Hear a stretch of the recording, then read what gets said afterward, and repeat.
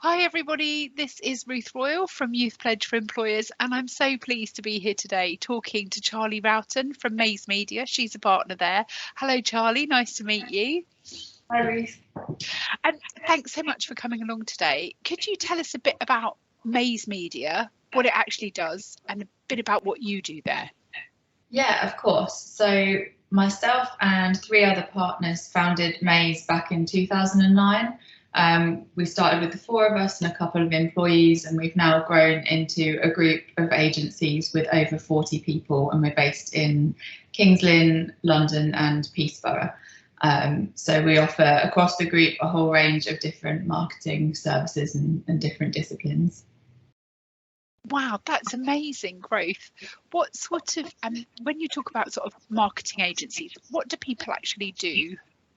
Yeah, so within Maze, we have a team of people that do various different roles. So we do a lot of content production. So we've got some PR people, some content writers, SEO specialists, so search engine optimization, social media specialists, and then we've got people that focus on marketing and strategy, media planning and buying, advertising.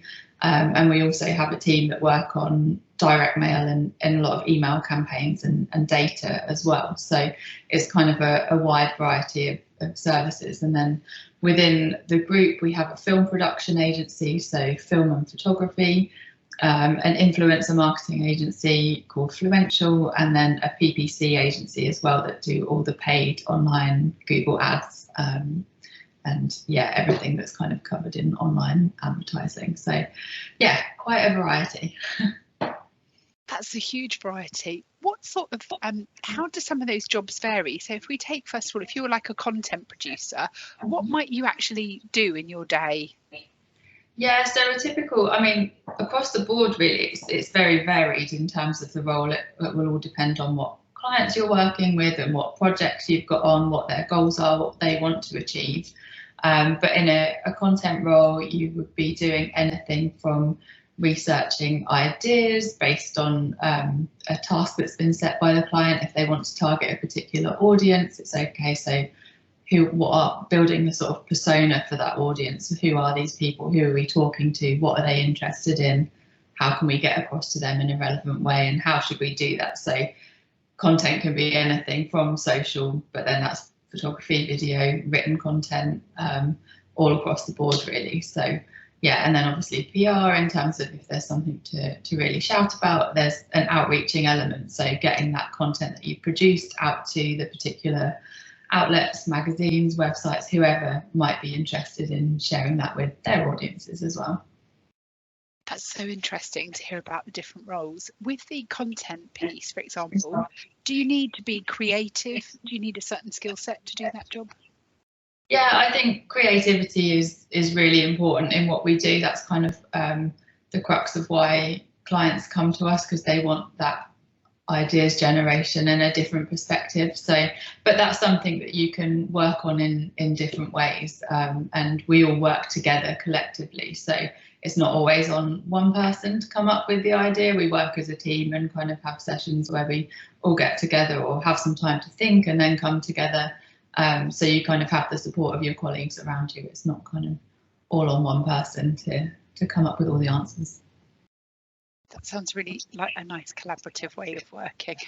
Yeah, we try our best. I mean, it's yeah, something we're working on constantly, but we have a lot of tools and software in place to help us do that. And obviously over the last couple of years, we've got super good at collaborating online more, which is something strangely that we didn't do that much before the pandemic. But yeah, it's video calls is just an everyday event now, and the team collaboration across the different locations is just, you know, that's been a real silver lining for us in terms of the last couple of years. It's improved no end, so that's been really beneficial. With those sorts of different jobs that you've touched on already, how might they be different, say, from somebody who works on search engine optimization? How might your day be different if you were doing SEO? Yeah, I think with SEO, there's two kind of elements to it. There's a lot of technical stuff that goes alongside it, so you probably be a lot more focused and sort of getting your headphones in and working and looking at the numbers and doing research and using tools to kind of help you optimize and figure out how you can improve what's there. So it's perhaps a little less collaborative in some ways, but it's still important to know what's going on in a perspective, you know, from a content perspective or from a creative. If there's a new campaign coming up, it's like, well, how can we talk about this and integrate that into the content that we've got already on the website? So yeah, that collaboration is essential across all roles. But I'm not an expert in SEO, but this is the thing, we employ the experts, and that's something I think to bear in mind. Like with an agency, you have a team of people that specialise in different things, and what we try and do is share our knowledge with everyone, because if you've got an understanding, even just a little bit of what everyone does, that kind of helps you in your role and how you can all work together. That's really helpful, and I think as much as anything sort of with the SEO, that's just such a useful overview, because it's understanding that actually you might need to be able to work more independently. You might need to be able to have a better grasp of data and numbers as well, perhaps, as part of what you do. Yeah, and that's really useful.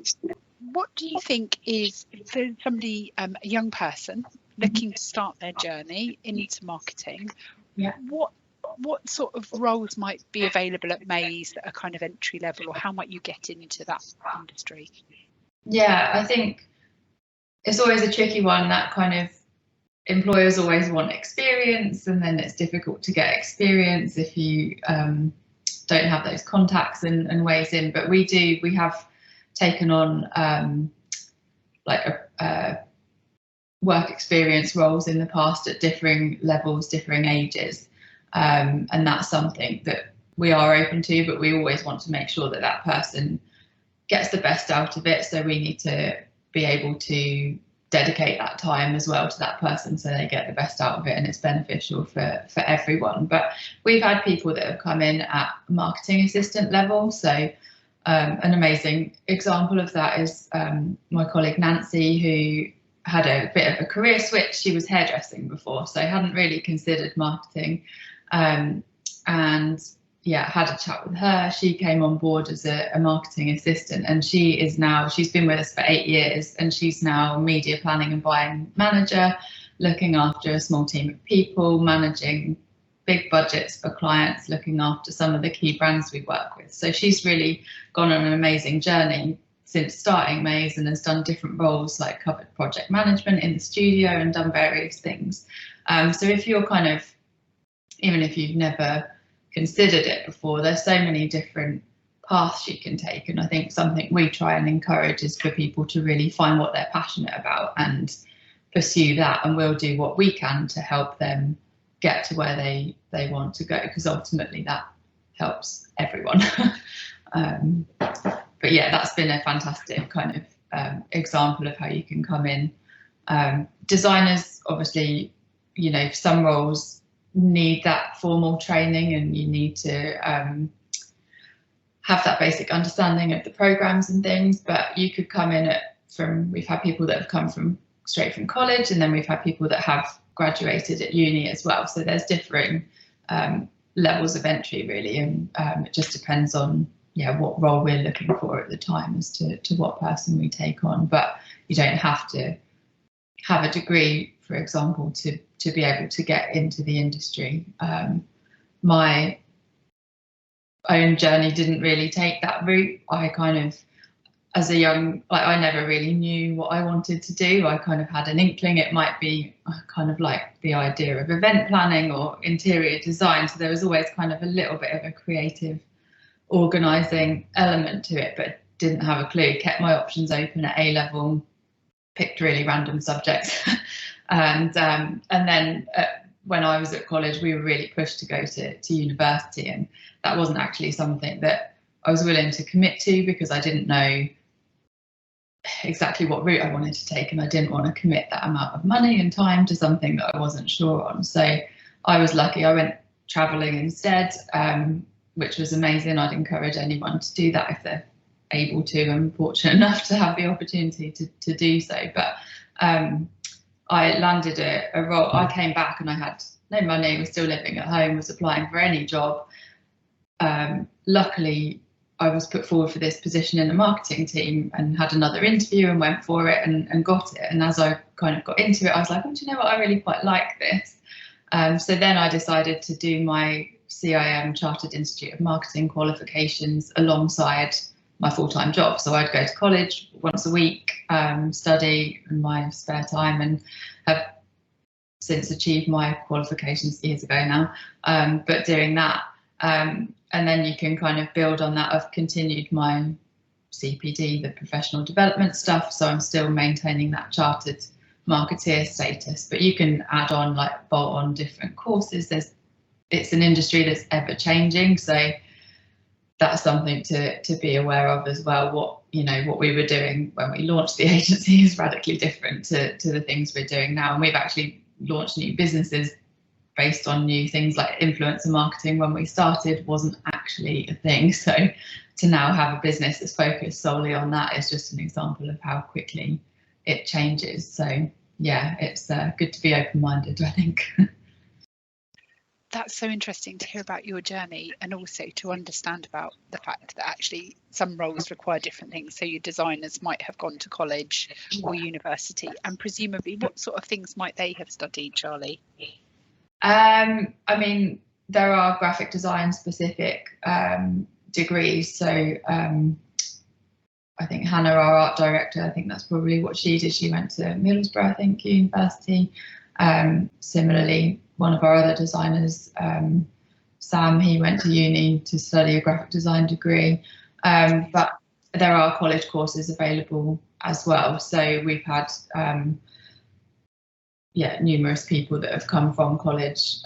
Oscar, who's just started with us, has literally just finished his college course. He was doing the odd day prior to starting and is now full time. So he's someone that's come in at that kind of junior level and will hopefully work his way up and keep building his experience and have the opportunity to really grow. That's really fantastic to hear about those, just to understand the different routes in. And I was just thinking, you were saying, was it Nancy, who's had an amazing journey? What sort of thing, what did you see in her, or what sort of qualities or skills did she have that made you think, yes, she'd be a great marketing assistant with no relevant experience to a certain extent? Yeah, well, she's a very bright girl. She is also very personable, so she's great with people, and that, I think, helps no end. So even though her career prior to joining us was hairdressing, so a beauty industry completely different, she had dealt with situations with clients, with customers, and managed schedules, managed her time really well. And these are all things that are so important. They're just transferable skills, really, that time management, being able to speak to a variety of different people, handle situations that might feel a bit tricky or something like that. I mean, we don't have too many of those, but if you're confident chatting to people, then that's always a bonus. Oh, that's such a brilliant point about transferable skills and how different experiences can give you different transferable skills that are useful in obviously such a person-facing industry like yours. Charlie, just finally, if you were to go back and give young Charlie a piece of advice about careers, what would you tell yourself if you were starting out? If I was starting out, wow, I think from an educational level, I would say just do what you enjoy. I think it comes back to that transferable skills thing. Whatever you study and whatever you learn is going to benefit you. And that could be, I don't know, psychology, for example, is something I did at A level, but it's still so relevant now to what we do, because it's behaviour, it's people's behaviour and how they're incentivized and how they feel and things like that. So, and if it's something you're interested in, you're going to enjoy doing it and get more out of it. So I think definitely pick things that you enjoy doing, and understand that there are different routes to getting to where you want to go. It doesn't have to be the same as everyone else. You can kind of carve your own path. And if you work hard enough and are committed, then yeah, you'll get to where you want to go.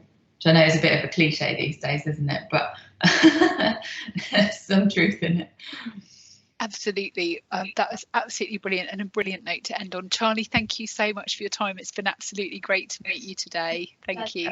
Thank you for having me.